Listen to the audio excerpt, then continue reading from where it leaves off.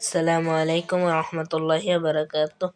আজকে আমরা দুরূদে তাজের ফজিলত সম্পর্কে আলোচনা করব। আশা করি ভিডিওটি শেষ পর্যন্ত দেখবেন, তাহলে সম্পূর্ণ ফজিলতটা বুঝতে পারবেন এবং আমার চ্যানেলটিকে সাবস্ক্রাইব করে রাখুন। এই দুরূদ পাঠের ফজিলত অপরিসীম, যা বর্ণনা করা দুষ্কর। মানে এই দুরূদে পাঠের ফজিলত অনেক, যা বর্ণনা করা যায় না। এই দুরূদের অন্যতম ফজিলত এই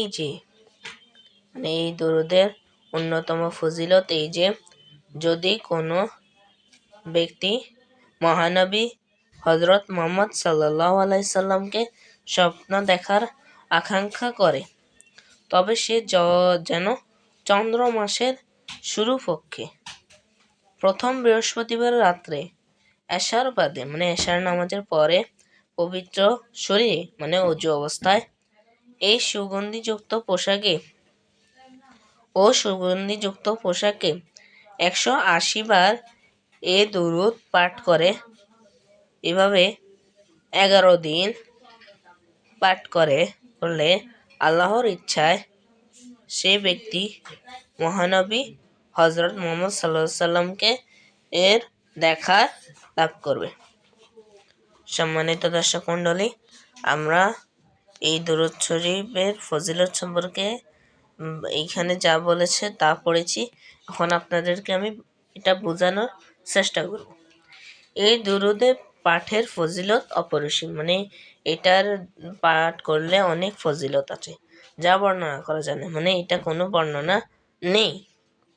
এই দুরূদের অন্যতম ফজিলত হলো যে যদি কোনো ব্যক্তি হযরত মুহাম্মদ সাল্লাল্লাহু আলাইহি সাল্লামকে স্বপ্ন দেখার আকাঙ্ক্ষা করে, হযরত মুহাম্মদ সাল্লাল্লাহু আলাইহি সাল্লামকে স্বপ্ন দেখার ইচ্ছা করে, তবে সে যেন চন্দ্র মাসের শুরুপক্ষে প্রথম বৃহস্পতিবার রাত্রে বৃহস্পতিবারের প্রথম দিনের রাত্রে এশার বাদে এশারের পরে পবিত্র শরীরে ওযু অবস্থায় এই সুগন্ধিযুক্ত পোশাকে 180 বার এ দুরূদ পাঠ করে। এভাবে 11 দিন পাঠ করলে আল্লাহর ইচ্ছায় সে ব্যক্তি মহানবী হযরত মুহাম্মদ সাল্লাল্লাহু আলাইহি সাল্লামের দেখা লাভ করবে।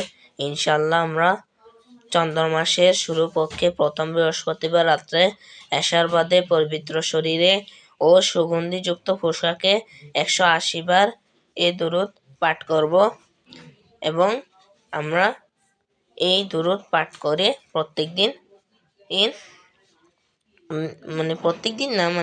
চন্দ্র মাসের শুরুপক্ষে প্রথম বৃহস্পতিবার রাত্রে এশার বাদে আমরা পড়ব ইনশাআল্লাহ। তো আমরা এই ফজিলত সম্পর্কে জানলাম। তো আমরা যে সময়ে তাজ সূরাটা দুরূদে তাজ পড়তে হয় সেই রকম ভাবে আমরা দুরূদে তাজ পাঠ করব ইনশাআল্লাহ। আল্লাহ হাফেজ।